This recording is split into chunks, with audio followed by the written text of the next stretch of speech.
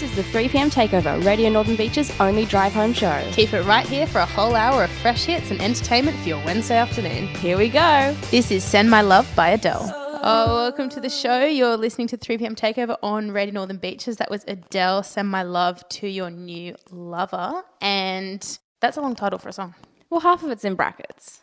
That's So true. that makes it okay. I don't like songs like that. We were discussing before we started whether I'd just say the first bit or the bit in brackets too. I don't know. And our correlation was Beyonce's Single Ladies. There's a part in brackets that says put a ring on it. I realised that no one actually says that part. You never so. call it that, right? Does she even say that? Oh, no, yes, she does. Yeah. Yeah, okay. No, now I think about it. Okay. It's a main part of the chorus. Gloss that one over. Anyway, we have got so many cool things coming up on the show today, but we are going to start off with a bit of local news. So, Victoria, this Northern Beaches hospital that they've been building for a long time, that's still not due to be finished for another 2 years, has apparently hit a bit of a snag. What kind of snag have they hit? They're like, oh no, there's bush here. Oh no, it's really residential and difficult. Yeah. Oh, whoops, we needed that petrol station. Like what? So the government have reported that the areas that the hospital precinct faces is going to have another rezoning. So the development's going to be delayed again. So they've had so many problems because all the residents, there were pile of residents that lived too close to the hospital to be allowed. Like for whatever reason, you know, you have to have a gap around it. And a few people sold, but then some people didn't. And then if they get sick, they're going to get help too quickly, and that's not okay. Piles of angry residents banded together and tried to like all sell their houses at once for some massive profit, and then that kind of fell through. And I don't know, it's really interesting. But either way, the Roads and Maritime Services are now involved in whatever's going on there, and the Department of Education have had to say their part as well, because obviously that piece of land on the corner of Wakehurst Parkway and Moringa Road is also shared by Forest High School. So it looks like they might be closing the school or moving it or rezoning it. Really? Yeah, I always which thought is so stressful for the kids. Thought it was interesting for the high school being there because the police station is right next door, and I feel like that always hinted at something about Forest High, and now it's going to be like a hospital. I was like, look, surely they're not that incident prone. I was thinking, like, with the new hospital, it's really going to be squished, isn't it? Like hospital one side, police the other. Like it'd be really squishy for them. But anyway, so it seems that there are a number of issues in play with the development. It has been pushed back. Council have not come out yet and actually said what the majority of these issues are, and the findings are not actually going to be handed down now until September, and then there will be a public exhibition of the plans for a year. So in that 1 year, it'll be open to public feedback. And then they'll close it again, and then they'll make another decision. So it's going to take us to mid-2017 before these issues are resolved and then like put into place again. No one gets sick or get hurt until then. It's so difficult though. Like the residents, I'm just reading not here. getting hurt. Just be very careful, Hope. I'm reading here the residents were first told that the plan will be available in April last year. Really? So it's more than a year and a half worth of delay. Well, the thing that's made me mainly sad about all the local development, including Glenrose, is that all the places that I held my first jobs, all the buildings keep getting pulled down. My first job was at the fruit shop in Glenrose. That disappeared. And, oh my gosh, it did. my next major job after that was in a real estate agency on Bantry Bay Road. Well, that building's gone. Oh, it has. So that's actually They opposite. took out that corner building. That's all that area opposite the new hospital development has been canned as well, all of Bantry Bay. But I feel like that's something to do with the hospital. I think that's where they're building the I'm really worried. The home for the ambulances. I'm worried about like how quickly this rate of destroying the places I've worked at. Like, is it going to catch up to where I'm working now? What, so they'll destroy it like while you work there? That's what I'm You'll really have to worried leave. about. You'll have to leave while they can. I'm very worried. I clearly have some trail of destruction that's following me. That's so funny. But anyway, if you live in the Frenchs Forest area, you are no doubt enraged with all this drama related to the hospitals. I know that I was when I lived there, but I moved, so Yeah, that's the solution, guys. guys. It's not my problem anymore. We're going to be right back after this. Welcome back to the 3pm Takeover. That is one of my favourite songs. I'll be honest. That was Deciphering Me by Brooke Fraser. I am a huge fan of hers. I've seen her in concert. Have you? Oh, yeah. She's awesome. She brought out a new album this year or last year, and she has such a beautiful voice. When did you see her in concert? Oh, my goodness. Years ago. I think it was like my first year out of high school. Oh, wow. Or maybe it was between like year 11 and year 12. No, I don't even remember now. was a while ago. When everything's so long ago, it just blends into one. Yeah, look, they all blend into one year. It was like December or January or something. Like we were talking last week on the show, how long after an event has happened do you have to stop talking about it? 'Cause it's been too as if long. it had happened really recently. Yeah. Yeah. Look, on a completely different topic, I read a really interesting article the other day. Gordon Ramsay did one of those like ask me anything kind of things. I love Gordon Ramsay. I do as well because he's always painted as this rude, yelling, mean person, but all the personal stories I've heard about him, he sounds so nice. And I just like him because he yells. I enjoy watching him yell. Oh, no, I don't like him for that. But like, I don't like, he gets painted a bad way in my mind. But he was on Reddit in for an Ask Me Anything, and a Reddit user called Tortoised, which is such a funny username, asked his opinion of the 5 most important things he thinks everyone should be able to cook. And his answers are really interesting. They're not at all what I thought they were going to be. So the first one, he reckons everyone should be able to make a great burger. As in like mainly the patty, but like should be able to construct a classic, easy, good burger. That's really interesting. I never think of that as like a staple food, like meal I would cook. Neither, but he reckons that everyone enjoys a good burger. This is true. Everybody, and you can't not be in the mood for a burger. It's one of those things where if you can't decide on the menu, you're like, oh, I'll just have a burger. Yeah, because it's kind of got a bit of everything. It's got the meat, but it's also got like enough like lettuce and vegetables to satisfy both those bits. It's got the bread, it's got cheese, and often comes with chips. Like you can't say no to a burger. Yeah, he's right. Yeah, you can't say no to a burger. Exactly. His second selection is a healthy breakfast, whether it's poached eggs, avocado on toast, an omelette, whatever. He reckons if you can make a really good breakfast, that's crucial. Oh, so it doesn't matter what it is as long as it qualifies as a healthy breakfast? Yeah. So okay, cool. This obviously doesn't include like pancakes covered in maple syrup and bacon because that's not very healthy. So things like, if you make your own granola, tick. If you can poach the perfect egg, tick. So fancy people that make their own granola. Granola's apparently really easy to make. That's true. I make overnight oats and they kind of turn into, it's like granola. Like for porridge? Yeah. Okay, I had this issue. I had porridge for breakfast in the morning because every couple of years I forget whether I like porridge or not. Can you always remind me? I don't like porridge. Because then I have a breakfast and I'm like, this is a sad breakfast. I don't like porridge. It really depends on how it's made. Like, for instance, I know it's unusual, but I like lumpy porridge. No, I keep trying it, lots of different formats. I still don't like it. I need to learn my own lesson. Okay, number 3 is, he reckons, is a braising dish. So braised short rib, basically something you can make on like Monday and it's still good to eat on Friday. Oh, okay. I don't know if I eat any braised foods.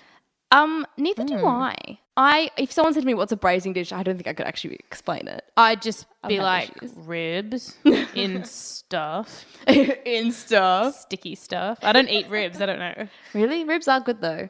They creep me out. I can't imagine making them. But if you ever go to Ribs and Rumps, they do good ribs. I just can't fathom eating something that's like the size of my face. I never understand why it's got to be so big. But then there's actually like nothing on it once you get all the ribs out of the way. Well, that's the thing. It's actually not that much meat. But the only time I've ever had it is I'll have like 1 or 2 if my brother gets like the full rack. That makes you because okay. I look at it and I'm like, I could never do that by myself. Okay, his 4th choice is a chicken dish. Because he says in terms of a white protein, an easy favourite is chicken, whether that's sautéed or in a marinade or as a chicken Caesar salad. He says if you can make a good chicken dish, that's crucial. And I think it's good because chicken is always thought of as basic, but people always cook it incorrectly. Chicken is good. And chicken lasts. You can keep in your fridge. You can like put it on sandwiches the next day. Chicken in salad, chicken in pasta, curries, anything. Chicken is like the thing. And the final one, which is 100% agree, is just classic comfort food. Cake, chocolate brownie, a blondie. Basic baking. Yeah, which is almost the opposite of a healthy breakfast. Something that's like, it's comfort food. It's a bit of a treat. And I thought this was really sweet. He said, taking amazing desserts as a gift to somebody and eating it with them is so much more enjoyable than buying them a scarf or a jumper or a pair of socks. And I thought that was really cute. And I 100% agree. I do agree, but I feel like I would have to know someone on quite an intimate level to be like, here, I baked you dessert. I couldn't just like give dessert to an acquaintance, I feel. No, I've had I did like a group Secret Santa once and I got a jar of cookies. Oh, yeah, that's kind of cool. Yeah. Cookies, brownies are a bit more intimate. I don't know. Brownies are the intimate dessert and cookies are the friendly icebreaker dessert. But yeah, cookies are like, we're strictly friends. Brownies are like, Oh, hey. I kind of like you. We're going to talk about this more. We'll be back after this. Welcome back to the 3 p.m. Takeover. You're listening to Hope and Victoria on Radio Northern Beaches. And the coolest thing ever is happening at the moment, Victoria. It is World Chocolate Day. I think we can all agree this is probably more important than every other holiday. I know, right? Yeah. I'm surprised that we don't get a day off work. I mean, I think this needs to be resorted. I personally love chocolate more than a lot of people that I know. My love for chocolate is probably outweighs eclipses how much you like the person. Yeah. What's your favorite chocolate? And let's just keep it to Cadbury box chocolate because everyone knows them. Oh, so unless you're this particular type of Lindt chocolate. Oh, you don't mean I eat. Lindt chocolate. You don't mean dark milk or white. No, I mean stuff in it. Unless you're just a plain brick person. Oh well, my favorite kind of chocolate is white. So I really like Top Deck and Caramello and the mint bubbly one. Oh, nice choices. All very different. Well chosen. A little bit of everything. I'm a fruit and nut kind of girl. Oh, I don't like fruit and nut. No one does. It's great. So if I ever bring a block to a group setting, everyone's like, and I get to eat it all by myself. Because it's that awkward chocolate that's don't worry, I'm still healthy. I have fruit and nuts in. I'm like, really? No, it's in the best of both worlds. I'm crunchy and soft. Oh, no. Which I am at times as well. And I have a social connection with this chocolate. I really like marble, but I haven't seen that on shelves for ages. Did they stop making it? I think they may have, yeah. Why? I'm tempted to try the pineapple one. Ew. And there's an apple crumble one too. See, that I'm hesitant because that just screams I'm full of chemicals. Not that the pineapple one doesn't. It's true. I also like the roast almond one, but that's very close to the fruit and nut, so yeah, that's not branching out too far. No. Well, there we go. But anyway, there are a couple of really cool events happening on the Northern Beaches to celebrate this extended period of time that is World Chocolate Day. And there will be homemade Belgian chocolates for sale at Lanute, which is a patisserie in Seaforth that has been open for nearly 6 years. Bestsellers include individual handmade chocolate filled with rum and raisin and also the salted caramel special. Do they want to give any away for free? Maybe they'll give free samples or something. I don't know. Oh. Maybe to a radio host. Excuse me, Lanute Cafe, if you're listening. Want a sponsor? But yeah, so he just opened a new store as well in Warriewood.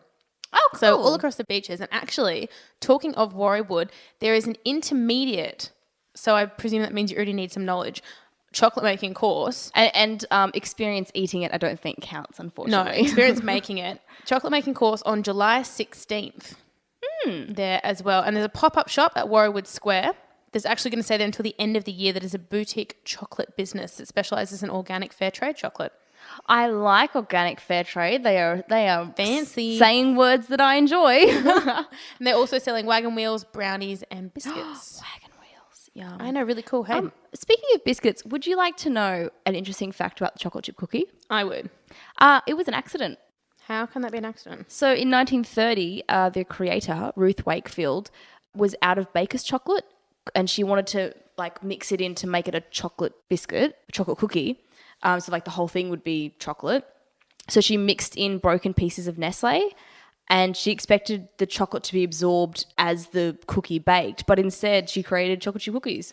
Oh. And she sold the idea to Nestle in return, get this, for a lifetime of chocolate. That is the best bargain ever. That's so weird. I thought you were about to say she sold it for $20. Next minute, it was a hit, but she sold it for a lifetime. No, a lifetime of chocolate is. I mean, it's sad that she sold it to Nestle because they don't. I personally don't think they make the best chocolate. Although they do make good cooking chocolate. But how cool is that? A lifetime supply of chocolate. I don't like cookies, so I don't know who makes good ones or bad ones. I do. I hands down make the best chocolate chip cookies in the whole entire world. I will point you to the correct friend. Anyone. Well, not everyone's tried them because they take a while to make. But they are the best. So I have an interesting fact about chocolate. Yes, please. So the Swiss actually eat more chocolate than any other nationality in the world, which kind of makes sense. It's the home of Nestle and Lindt. They eat around 9 kilos per year each. I feel like I personally might rival that. But maybe as a nation. It's equivalent to 2 gold Lindt bunnies a week. Okay, maybe I don't rival that. That's pretty impressive. That's every single person in Switzerland. Wow, but they're not fat. That's not fair. I know, right? Got to move there. That's so impressive. What's in Lindt chocolate? Well, actually what is in most chocolate bars. Would you like to know a disgusting fact about chocolate? Ew, what? Apparently, on average, there's about 8 insect parts per chocolate bar. Ew. Yep. Anything more than 60 insect pieces per 100 grams is deemed unsafe. Yuck, like because they just flew in when they were making it or something? Yeah. Ew. So they're little bits. And like in fairness, like we should be eating bugs, the protein source, because they're actually, yeah, that's true. like people like, you can get like cricket flour and stuff now. I know someone who sells cricket flour. Cricket flour. Yeah, you can like make God stuff with help it and like us. put it in as like a protein, like in protein Wow. shakes, you use it as like the protein powder. Oh, fair enough. I personally am not reaching for it, but it's a thing that exists. True. And on that note, chocolate can actually kill you. I found out that depending on your body weight, if you eat around 6 kilos of dark chocolate in one sitting, it can destroy your nervous system and you'll die. That sounds like a challenge that I'm willing to take. 6 kilos. I'd probably start feeling sick about the 5.5 mark. Do you want to know? Well, we clearly just both looked up facts, and this is actually really fun to research because chocolate. Do you know how? Chocolate. Do you know how Hershey's Kisses got their name? I feel like I do, but I've forgotten. So fill me in. They got their name from the sound that the machine made when it deposited the chocolate on the conveyor belt. It sounded like kissing sounds. Isn't that the cutest reason ever? That's pretty fun. That makes me so happy. It almost makes up for the fact that there's bits of insects in the chocolate. Ugh. Other than that, I think everyone kind of knows the history of chocolate in that like it basically came from like the Aztec Mayan area. They had a lot of the cocoa plant there, and they originally, for about 90% of the history of chocolate, it was consumed as a liquid. It wasn't really consumed as a solid until mainly it came to Europe. Which, was in the early 1700s. Yeah, and It wasn't popular. no, it wasn't, but mainly because it was so hard to make. Yeah. It wasn't until the early 1800s that a Dutch chemist actually like revolutionized the cocoa press to make it much easier for chocolate making and kind of fancy. made it, I guess, available to all the lower classes, which is the peasants. So we have that Dutch chemist to thank Good for him. for why we get to eat so much chocolate. Yay! That's really cool. Chocolate Day should just be in his honor. We should. I have another fun fact about chocolate, an international one. In Japan, it is traditional for women to give men chocolate on Valentine's Day, That's cute. but not the other way around. Aww. The Meiji chocolate in Japan's really good. The what chocolate? Meiji chocolate, it's a brand. What's that? It's really yummy. It's just a Ooh. brand. It's like Cadbury. I know. But actually, talking about brands of chocolate, I was in the Blue Mountains on the weekend, and I found some Milka chocolate in the back of a store. Aw, Milka. I bought some white Milka chocolate, and it was exciting because I gave some of it to my partner. He'd never had Milka chocolate. Cute. And yeah, he thought it was just the greatest. That's because it is. It is, kind of is. It's pretty good. We are going to be back after this. We are going to be talking space news and Jupiter and what else? You'll have to stay tuned to find out. Welcome back to the 3 p.m. Takeover. That was Magnets by Disclosure featuring Lord. And after that, we just heard I Will Never Let You Down by Rita Ora. 2 awesome songs. My love for Lord knows no bounds. Knows no bounds. It She's doesn't. so good. She is. Can't even. And I was saying to Hope during the song, I'm surprised how famous she is for someone who only has one album out. I'm pretty sure I've never heard anything that's like a song of hers except Royals and like one other one. What about the one for the Hunger Games? Maybe related to Yellow tennis Slicker or Beat. something. Tennis. She Oh, had yeah, a song tennis about courts. tennis. Yeah, tennis Hi, courts. See, I told you. I thought you knew meant it. like a song for, because I said for a song for Hunger Games, I thought you meant like a song for the tennis. And I was like, what? You didn't know that? Like, that'd be incredible, don't get me wrong. But no, I World didn't. tennis theme. That Wimbledon theme this year, it's my lord. No, oh my gosh, imagine if they did that. Can they afford her? Actually, yeah, it's Wimbledon. They can. But we're going to move very, very, very far away from Earth right now and from Wimbledon. We are talking about Jupiter, and more specifically the Juno spacecraft that late last week went into orbit. And I was a little bit like too excited. Anything space related I get a little bit excited about. I like to think of Jupiter as like the beaches of the planets. It's a good planet. It's the happens gas there. giant. Well, I was looking into it. Do you know how ridiculously important Jupiter is for Earth existing? Tell me. Okay. Basically, so what Jupiter does is it acts almost like a vacuum cleaner where because of its size and its gravitational pull, when asteroids and comets come past, it will kind of like suck them into its orbit and then fling them out into space again, away from us. So they don't hit us. Yeah, so cool. Earth would basically be full of like comet holes if it wasn't for that fact that as stuff flies towards Earth, it gets pulled away from Earth towards Jupiter. Isn't that insane? That is really cool. Yeah, so this thing likened it to being like a vacuum cleaner, which I thought was really cute. Makes sense, I suppose. Because, and as we know, Jupiter is the gas giant. It is the largest planet in our solar system. And just to put in perspective how big it is, if it were hollow, you could place over 1,300 Earth-like planets inside it. Wow, that is And big. It's heavier than all of the other planets combined. Ooh. Yeah, I still don't understand how they can weigh planets. Yeah. Because that's a really big set of scales. But isn't that insane? Also... And it has heaps of moons too. Do they count in the weight? No, this is the planet itself. Just the big, okay. But it does have a lot of moons. And on one of the moons, I believe it's Io. It's, or is it Europa? I think it's Europa. It's covered in an ice. I mean, it's a liquid nitrogen kind of ice, but they believe that if anywhere in our solar system life is likely to exist, it's probably going to be one of Jupiter's moons more than Mars because water is more likely to exist there. I think it is Io. Europa and Io are both covered in water. Both covered in ice, but I'm pretty sure they just sent a probe to one of them. I knew a girl. I used to play tennis with her. I was like, I knew a girl who went to Jupiter. I was like, no, what? I knew a girl who was born under Jupiter and her name was Io. Oh, wow. Parents named her Io. Wow, she is just full of vowels. Wow. I didn't know it was a name as well. That's kind of cool. I don't Io. think it is. No, okay. Imagine if you see her. Io. Io. Poor thing. But would you like to know one of the most incredible radio facts about Jupiter? There's a radio fact about Jupiter? Yes, What? I was reading this article and What? my mind imploded. Okay, so... Great use of the word imploded. Thank you. Well, it's very messy if it explodes. So Jupiter is surrounded by a really intense radiation belt. And part of that is sort of to do with its gravity, and that's sort of why it pulls things in. But like it will... its field is so intense that it affects a lot of like things that try and fly by it. Okay, yeah. And the static you hear on radio is from that radiation field. Wow. Yeah. Yeah. So next time you hear static on radio, you can blame Jupiter. So how long until our show can be broadcast on Jupiter? I don't know. Is that the next step? I hope so. That wasn't in the article I read. They didn't talk about the 3 p.m. takeover specifically. This week's Suburbs Focus, Jupiter. All our Jupiter listeners, hands in the air. Yeah, that's exactly what's going to happen. Once we've finally finished the Northern Beaches area, we're just going to go straight to Jupiter for suburbs. Because we'll be live in Jupiter by then. Well, it is the Northern Beaches at the solar system. But this Juno spacecraft that they sent out there is quite interesting. It's going to be out there for 20 months. It's going to orbit around Jupiter 37 times. But sadly, as with I don't know if you know this about most spacecrafts, but often they'll end their life by like crash. They'll plunge into the planet that they're orbiting. Yeah. They don't. So that they can act as their final act can be transmitting as a probe, so they can go through the atmosphere and get stuff.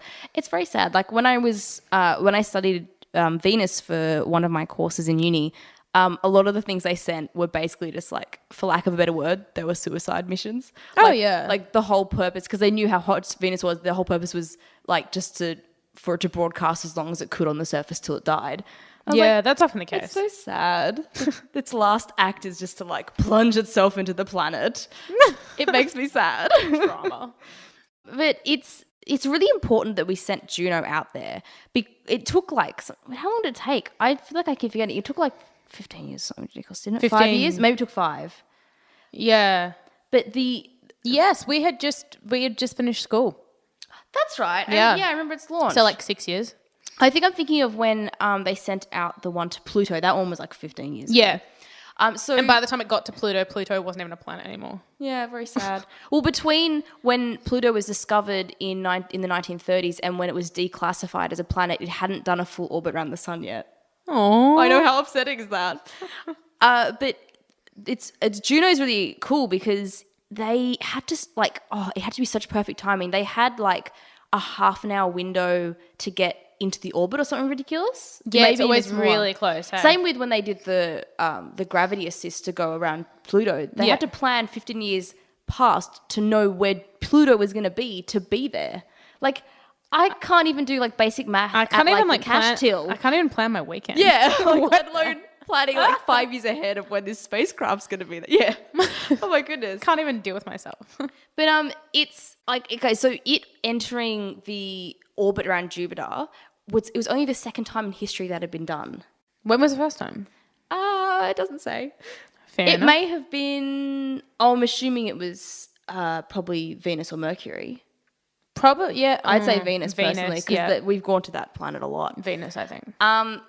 And this spacecraft, so Juno, the spacecraft, is travelled at the fastest velocity ever attained by any man-made object. Wow. And including the solar panels, the Juno probe spacecraft is roughly the size of a basketball court, if that helps you visualize it for those basketball court fans out there. For those of you that can immediately make a basketball court spring to mind, the exact size. But you can't. I got to say, basketball is not in my top favourite But sports. you've like been in a basketball court before. This is true. So you But can I feel imagine it. like I went to a basketball game in like January, so it's still fresh in my mind. The size I of don't the know court. if I've played on courts that are basketball specific or like multi-purpose courts. Now I'm really Oh. confused. I can't very, picture it. Oh. That's very diplomatic of you. Multi-purpose court. Well, you know those courts where like it's got like a billion stripes because you can play like Yeah. every sport there. But then when you're Like playing every school you're like, gym hall. you're like, which stripe applies to me? There are so many. yeah, I've been there many times. It's like that. Whenever I think of basketball, all I instantly think of is the of all the basketball, shoes. the sneakers like squeaking as they stop and start. That's all I instantly think of. Before the basketball emoji, interestingly. True. But so that was a little bit of info on the Jupiter spacecraft. I'm really excited over the next like 2 years-ish that we find out more about Jupiter. Same with as we get more information, as they release information about Pluto. Because growing up, the only image we had of Pluto was so low res that it was so, when we first got that high res image, I was so excited. Yeah, it is really, really cool. I remember I was at home from uni and I my internet kept cutting out, unfortunately. But I was like watching Those the were the live days. stream and That's so cool. oh my God, it was Wow. so exciting to be alive and around for something that historic. Because I feel like there's not many historic things that we get to be around for anymore. Yeah. I mean, so space is exciting. It's still that. It's still the final frontier. Like it's still that frontier we haven't explored. And that makes me really happy. Yeah, space is still something we haven't quite conquered. Yeah. Which is a good thing in this day age. Yeah. So if you guys love space as much as I do, send us a message on Facebook or tweet us with your favorite fact about the Juno spacecraft mission, or even just like photos of it, or just pretty space pictures. I'll be happy. We'll be right back after this. This is some Red Hot Chili Peppers with Scar Tissue. Welcome back to Red and Northern Beaches. You're listening to the 3 p.m. Takeover, and we are right at the end of our show, which means what, Victoria? You know, I don't think there's time for Suburb Focus. Sorry, guys. Bye. I'm just kidding. It's Hope's. Hope's been very excited for this suburb, so I just wanted to toy with her emotions. No, it is time for Suburb Focus. That was a little bit higher than normal. That was good. I'm you. excited. I am super excited for this week's suburb because last week we did Belrose, and that was My exciting for you. suburb. Yep. Yep, because you grew up in Belrose. So we're moving one suburb south today. We are doing Davidson, which is the suburb that I grew up in. Your old digs. My old haunt. So I'm excited to do that. So a little bit of info about Davidson. Davidson tell. is oh gosh.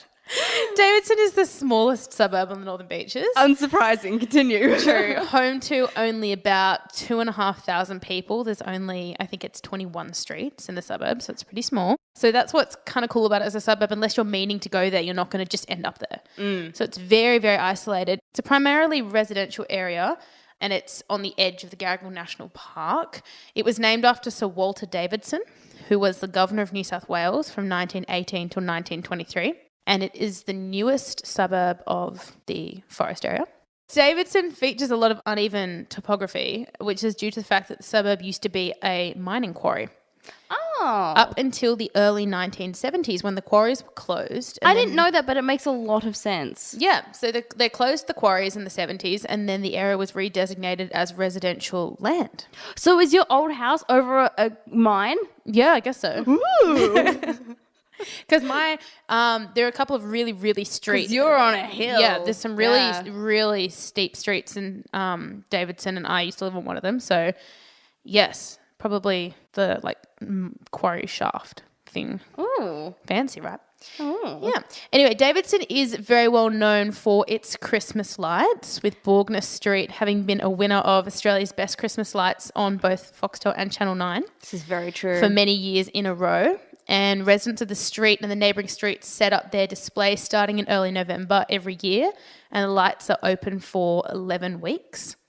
With pretty much, I didn't know they did it for 11 weeks. Yeah, it's 11 weeks. It's a big commitment. Wow. We used to start planning in October, like the letterbox drop thing starts going out. And you're like, Wow. wow, it's already this time of year again. It really forces you to think about Christmas, doesn't it? It does. Pretty much all houses participate, which is really, really nice, as well as the rural fire service, which is always really exciting every year. This is an interesting one. 33% of the residents in Davidson are English and 17% are Irish. Wow. And then there's a smaller population of Australian, Scottish and German residents. How very white. Yes. I was trying to think of a really nice way of saying that. Very white. How very Anglo. Yes. How very Anglo-Caucasian. Yes, it is a rather Caucasian suburb.